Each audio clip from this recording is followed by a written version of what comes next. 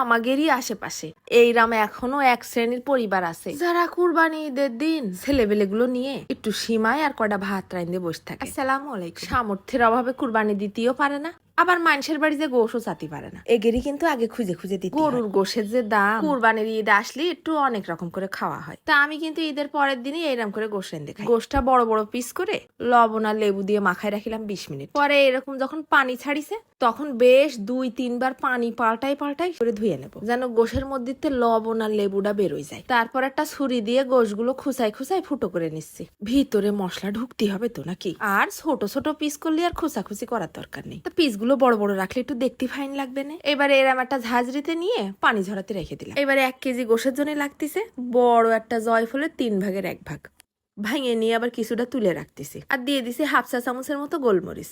এই দুটোরে ফাইন করে গুঁড়ো করে নিচ্ছি।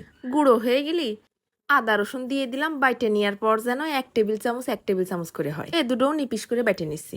আবার ব্লেন্ডারে বাটতে যায় না, কারণ এটা বাটতে হবে সম্পূর্ণ পানি ছাড়া। এবার দিয়ে দিলাম 100 গ্রামের মতন টক দই। তার মধ্যে দিচ্ছি বাইটে নেওয়া মশলা টুক আর হাফ চা চামচের মতো নুন, আর যাচ্ছে একদম কম একটুখানি হলদির গুঁড়ো। দিয়ে দিলাম 1 চা চামচ কিরাস করা শুকনো ঝাল আর 1 চা চামচ ধইনের গুঁড়ো, উঁচু 1 চা চামচ গরম মশলার গুঁড়ো, আবার খানিকটা শুকনো ঝালের গুঁড়োও দিয়ে দিছি। বিষয়টা একটু ঝাল না হলে মজে নাকি। মাখামাখি হয়ে গেলি শেষ পর্যায়ে আবার দিয়ে দিলাম 1 চা চামচ সয়া সস আর 1 চা চামচ টমেটোমের সস, আর 1 টুকরো একটুখানি লেবু চিপড়াই দিয়ে দিছি। এইবার চামচ দিয়ে ঘুটে সব মশলাগুলো মিশাই নিচ্ছি। তারপর ওই 1 পিস গোশ নিয়ে মশলার মধ্যে একেবারে চুবই নেব, কোনো কোনা যেন মশলা লাগতে বাদ না পড়ে। আমি 1 ঘন্টার জন্য ম্যারিনেট করে রেখে দিলাম। তা তোমরা যদি চাও ফ্রিজের মধ্যে সারা রাত ম্যারিনেট করেও রাখতে পারো। এইবার কড়াইতে দিয়ে দিলাম 1 টেবিল চামচের মতো সয়াবিন তেল। তেলটা গরম হয়ে আসলি মশলা বাদে শুধু 1 পিস গোশ তুলে ভেজে নেব। উল্টে পাল্টে ভাজতে গোশের গায়ে যেন একটা কালো পুরা দাগ পড়ে যায়। কিন্তু এখনো সিদ্ধ হয়নি।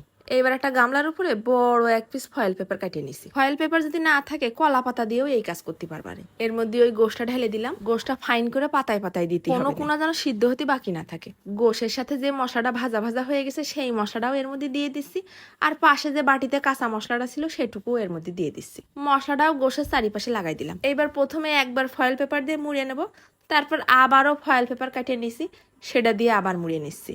ফাঁক দিয়ে আবার বেরোটে যায় যদি।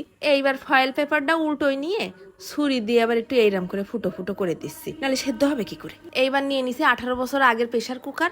তার মধ্যে দিয়ে দিলাম পানি আর দুনিয়ার গরম মশলা ঘরের মধ্যে যা ছিল। দেখেই তো নেছো কি দিছি, আর বললাম না।